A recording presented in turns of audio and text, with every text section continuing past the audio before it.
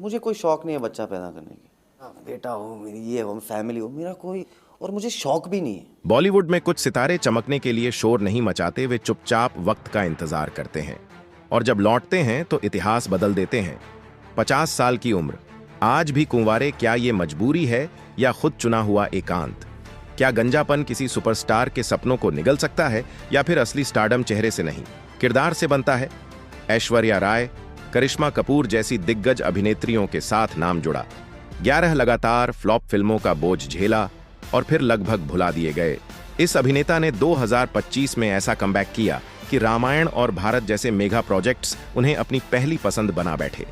न कोई PR team, न सोशल मीडिया की चकाचौंध, फिर भी आज हर डायरेक्टर की जुबान पर सिर्फ एक ही नाम।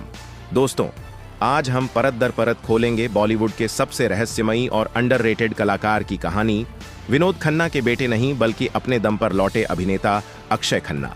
अक्षय खन्ना को समझने के लिए हमें उस दौर में लौटना होगा जब उनके पिता विनोद खन्ना का स्टारडम 7वें आसमान पर था। 1975 में अक्षय का जन्म हुआ। बाहर से देखने पर चांदी का चम्मच मिला, लेकिन असल में वह कांटों से भरा था। अक्षय का बचपन किसी फिल्मी ड्रामे से कम नहीं रहा। जब वह सिर्फ 5 साल के थे, उस उम्र में जब एक बच्चे को पिता के कंधे की सबसे ज्यादा जरूरत होती है, विनोद खन्ना सब कुछ छोड़कर संन्यास की राह पर निकल पड़े। ओशो यानी आचार्य रजनीश के पीछे पीछे वह अमेरिका के ओरेगन चले गए और मुंबई में रह गए उनकी पत्नी गीतांजलि और 2 छोटे बेटे अक्षय और राहुल।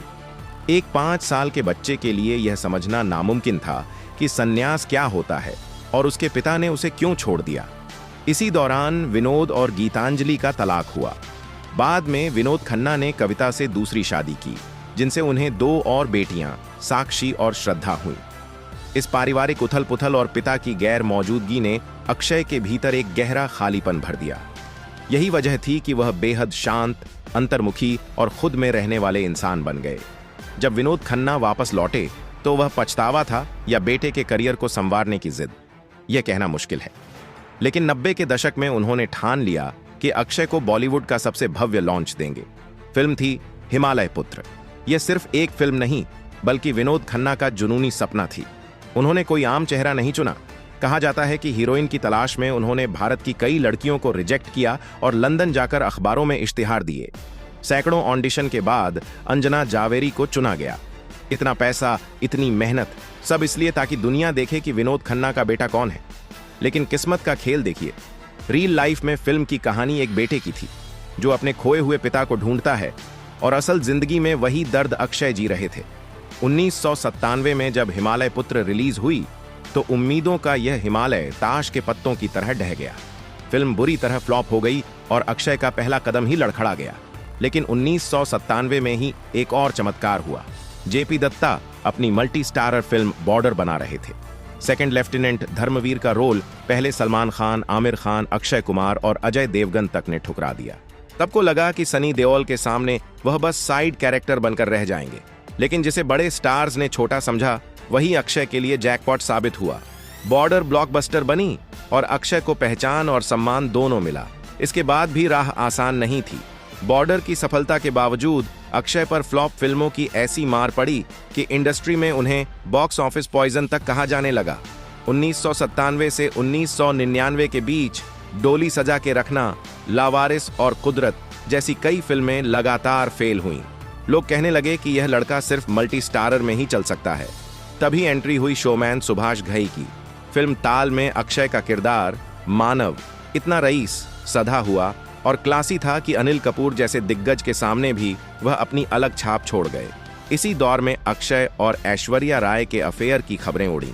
बाद में खुद अक्षय ने करण जौहर के शो पर माना कि वह ऐश्वर्या की खूबसूरती से बेहद प्रभावित थे।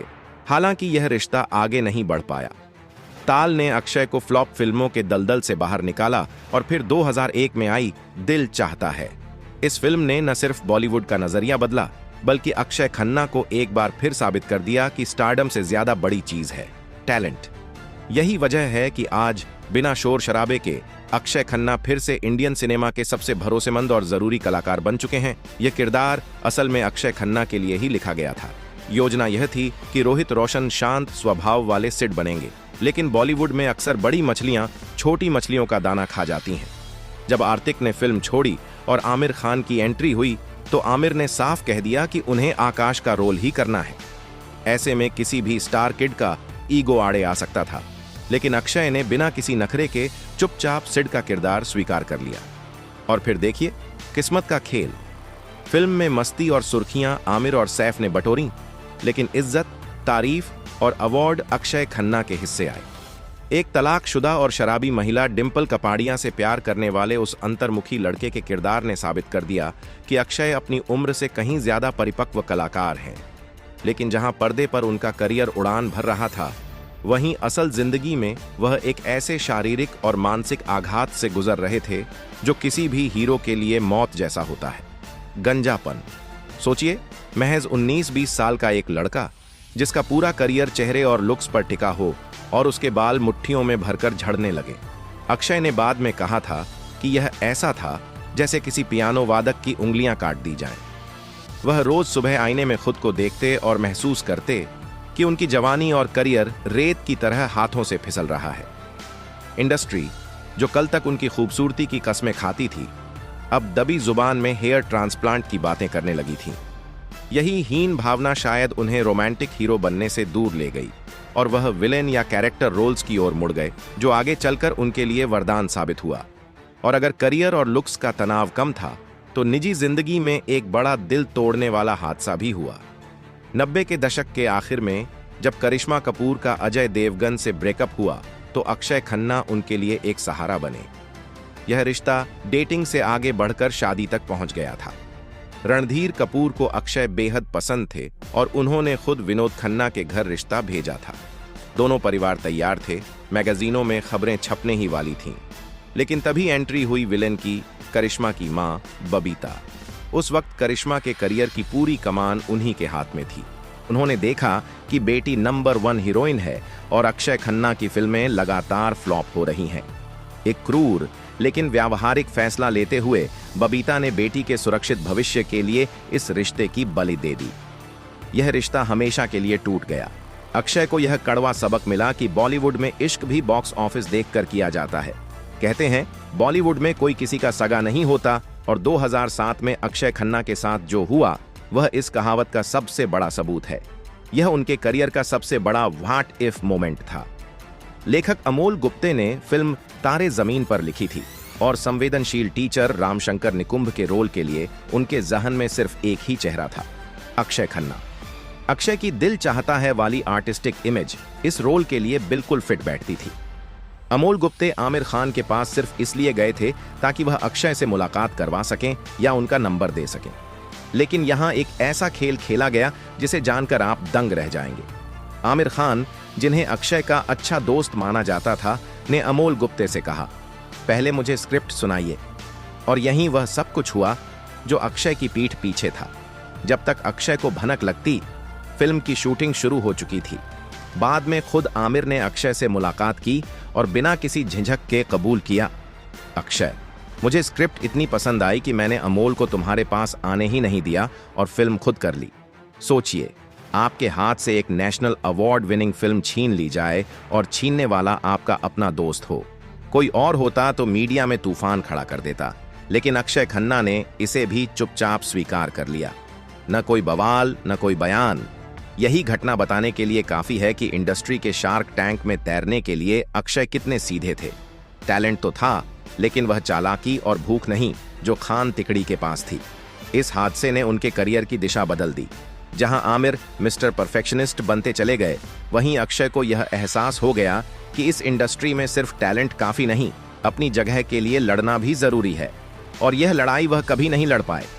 इसी दौर में उन्होंने गांधी, माय फादर जैसी शानदार फिल्म की, लेकिन बॉक्स ऑफिस तो सिर्फ मसालेदार नंबरों की भाषा समझता है। धीरे धीरे अक्षय रेस में पीछे छूटते चले गए। इसके बाद 2008 से 2011 तक का समय उनके करियर का सबसे काला अध्याय साबित हुआ। वह मल्टी स्टारर फिल्मों की भीड़ में खोते चले गए। रेस में उनकी एक्टिंग की तारीफ हुई, लेकिन सारी लाइमलाइट सैफ अली खान ले गए। प्रियदर्शन ने आक्रोश में उन्हें अजय देवगन के साथ कास्ट किया, जहां अक्षय ने एक करप्ट पुलिस ऑफिसर का रोल इस कदर निभाया कि रोंगटे खड़े हो गए। लेकिन गलत मार्केटिंग और रिलीज टाइमिंग की वजह से ये दमदार फिल्म भी बिना शोर के फ्लॉप हो गई। हद तब हो गई जब 2010 में फराह खान की 30 मार खान आई। फिल्म में एक ऑस्कर डॉक्टर के छोटे से रोल में भी अक्षय का काम शानदार था, लेकिन पूरी फिल्म इतनी बड़ी डिजास्टर निकली कि उसका दाग उनके करियर पर भी लग गया। लोगों ने कहना शुरू कर दिया कि अक्षय खन्ना अब खत्म हो चुके हैं। 2012 में आई अगली गली चोर है, बॉक्स ऑफिस पर बुरी तरह पिट गई। इसके बाद अक्षय खन्ना अचानक गायब हो गए। यह कोई छोटा ब्रेक नहीं था, यह था एक पूरा संन्यास। 4 साल तक न कोई फिल्म, न पार्टी, न इंटरव्यू और न ही किसी अवार्ड शो में उनकी झलक। ऐसा लगा जैसे धरती उन्हें निगल गई हो। गॉसिप के भूखे बॉलीवुड ने तुरंत कहानियां गढ़ लीं। अफवाहें उड़ी कि अक्षय शराब के नशे में डूब चुके हैं और किसी रिहैब सेंटर में भर्ती हैं। मैगजीनों में आर्टिकल छपने लगे कि कैसे एक होनहार एक्टर अपने ही डिप्रेशन में डूब गया। लेकिन बंद दरवाजों के पीछे की सच्चाई इन अफवाहों से कहीं ज्यादा गहरी थी। हकीकत यह थी कि अक्षय किसी नशे में नहीं, बल्कि एक रचनात्मक घुटन से गुजर रहे थे। उन्होंने बाद में माना कि वह लगातार कैमरे के सामने एक्टिंग करते करते थक चुके थे और इस गुमनामी की सबसे बड़ी वजह बेहद निजी थी, उनके पिता विनोद खन्ना की गंभीर बीमारी। इसी दौर में विनोद खन्ना का स्वास्थ्य तेजी से गिर रहा था। उन्हें ब्लैडर कैंसर था और 2017 में उनका निधन हो गया। जिस पिता ने कभी ओशो के लिए उन्हें छोड़ दिया था, उसी पिता के आखिरी सालों में अक्षय ने सब कुछ छोड़कर उनके साथ वक्त बिताने का फैसला किया। उन्होंने मुंबई की चकाचौंध से दूरी बनाई और अलीबाग के फार्म हाउस में एकांत जीवन अपनाया। गार्डनिंग की किताबें पढ़ीं और खुद को उस मसाला हीरो की छवि से आजाद किया जिसमें वह कभी फिट नहीं हो पाए थे। दुनिया जिसे उनका पतन और नशा समझ रही थी, वह दरअसल उनका पुनर्जन्म था, अक्षय खन्ना का साइलेंट रिब्यूट। वो शेर की तरह पीछे हटे थे ताकि बाद में और ऊंची छलांग लगा सकें। 4 साल के लंबे वनवास और सन्नाटे के बाद जब साल 2016 में अक्षय खन्ना ने वापसी की, तो वो पुराने लवर बॉय नहीं थे जो कभी पेड़ों के पीछे गाना गाया करते थे। अब वो बदल चुके थे। अक्षय समझ चुके थे कि इस बदली हुई इंडस्ट्री में टिके रहना है तो अपनी कमजोरी को ही ताकत बनाना होगा। उनकी वापसी हुई फिल्म डिशूम से, जिसमें उन्होंने वाघा नाम के एक स्टाइलिश और सधे हुए विलेन का किरदार निभाया। बाद में एक इंटरव्यू में अक्षय ने खुद कहा था कि 4 साल बाद सेट पर लौटना उनके लिए शून्य से शुरुआत करने जैसा था। हाथ पैर कांप रहे थे जैसे वो कोई न्यूकमर हो।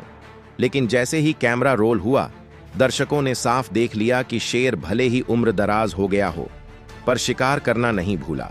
ये साफ संकेत था कि अक्षय खन्ना ने हीरो बनने का मोह छोड़ दिया है और अब सिर्फ अभिनेता बनने की जिद पकड़ ली है।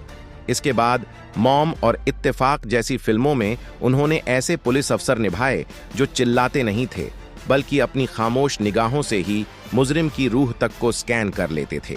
मगर असली गेम चेंजर साबित हुई साल 2019 की court room drama film section 375।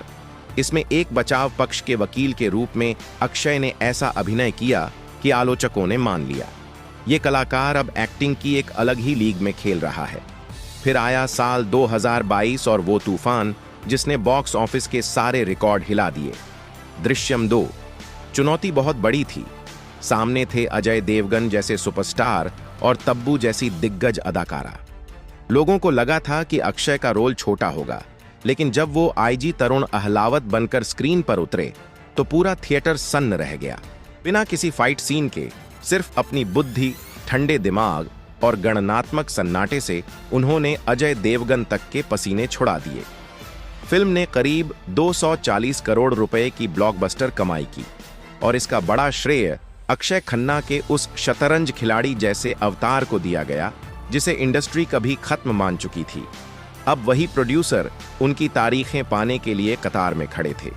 मशहूर निर्देशक प्रियदर्शन तक ने कहा कि अक्षय हमेशा से उनके पसंदीदा रहे हैं, मगर अवार्ड शोज ने उन्हें लगातार नजरअंदाज किया। इस दौर ने साबित कर दिया कि अक्षय ने अपने गंजेपन और बढ़ती उम्र को छिपाया नहीं, बल्कि उसे एक ऐसे रौबदार व्यक्तित्व में ढाल दिया जिसके सामने अच्छे अच्छे यंग हीरोज फीके पड़ने लगे। कहानी का क्लाइमेक्स आता है साल 2025 में। 50 साल की उम्र में अक्षय खन्ना ने वो कर दिखाया जो बॉलीवुड के इतिहास में शायद ही किसी एक्टर ने किया हो। एक ऐसा पुनरुत्थान जिसे देखकर यंग जनरेशन के स्टार भी हैरान रह गए। फरवरी 2025 में रिलीज हुई ऐतिहासिक फिल्म छावा में जब विक्की कौशल छत्रपति संभाजी महाराज बनकर शेर की तरह दहाड़ रहे थे, तो उनके सामने औरंगजेब के रूप में खड़े अक्षय खन्ना चिल्ला नहीं रहे थे। उनकी खामोशी ही स्क्रीन पर राज कर रही थी। आलोचकों ने लिखा कि अक्षय ने औरंगजेब को कार्टून नहीं बल्कि चलता फिरता मौत का साया बना दिया। फिल्म ने बॉक्स ऑफिस पर लगभग 601 करोड़ रुपये की भारी कमाई की और इसका बड़ा श्रेय अक्षय की उस आत्मनियंत्रित स्थिरता को दिया गया जिसने विक्की कौशल की आग को भी टक्कर दी। लेकिन अक्षय का असली जादू साल के अंत में देखने को मिला। दिसंबर 2025 में आदित्य धर की फिल्म धुरंधर रिलीज हुई, जिसमें उन्होंने रहमान डकैत नाम के एक पाकिस्तानी क्राइम लॉर्ड का किरदार निभाया। सोशल मीडिया पर उनकी एंट्री वाला सीन क्लिप की तरह वायरल हो गया, जिसमें वो बेहद ठंडे अंदाज में कोर्ट रूम में दाखिल होते हैं। जो पर्दे पर दिखा उसके पीछे की सच्चाई बहुत कम लोग जानते हैं। लद्दाख की जानलेवा ऊंचाई पर शूटिंग के दौरान ऑक्सीजन की कमी से अक्षय की तबीयत बिगड़ रही थी। हर शॉट के बाद उन्हें ऑक्सीजन सिलेंडर लेना पड़ता था, लेकिन जैसे ही डायरेक्टर एक्शन बोलता उनके चेहरे पर शिकन तक नहीं आती थी। पूरी अकड़ और कंट्रोल के साथ वो सीन निभाते थे।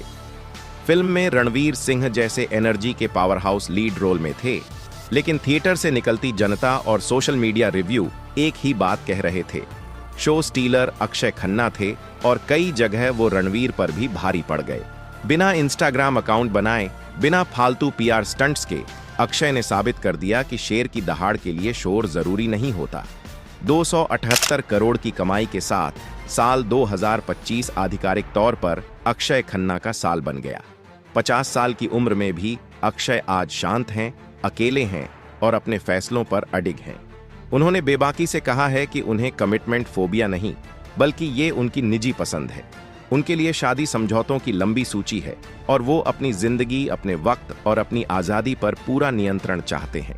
वो उन स्टार्स में से नहीं हैं जो एयरपोर्ट पर फोटोग्राफर्स को बुलाते हैं या सोशल मीडिया पर बनावटी वीडियो डालते हैं। उन्होंने पीआर स्टंट, फेक खबरों और सोशल मीडिया की चकाचौंध से दूरी बना ली है। वो ऐसी दुनिया में रहते हैं जहां मोबाइल नेटवर्क कम है लेकिन सुकून ज्यादा। शायद यही वजह है कि जब अक्षय खन्ना स्क्रीन पर आते हैं तो उनकी आंखों में वो गहराई दिखती है जो इंस्टाग्राम रील्स बनाने वाले सितारों में शायद ही नजर आए। तो दोस्तों, ये कहानी है विनोद खन्ना के उस बेटे की जिसने हिमालय पुत्र की नाकामी से लेकर धुरंधर की कामयाबी तक का सफर अपने दम पर तय किया। अक्षय खन्ना ने साबित कर दिया कि स्टारडम का मतलब हर वक्त चमकना नहीं, बल्कि सही वक्त पर चलना होता है। आपको अक्षय खन्ना का कौन सा रूप सबसे ज्यादा पसंद है? दिल चाहता है का संवेदनशील सिड या दिमाग हिला देने वाला धुरंधर विलेन? और क्या आपको भी लगता है कि आज के एक्टर्स को पीआर स्टंट छोड़कर अक्षय की तरह सिर्फ एक्टिंग पर ध्यान देना चाहिए? कमेंट करके जरूर बताइए।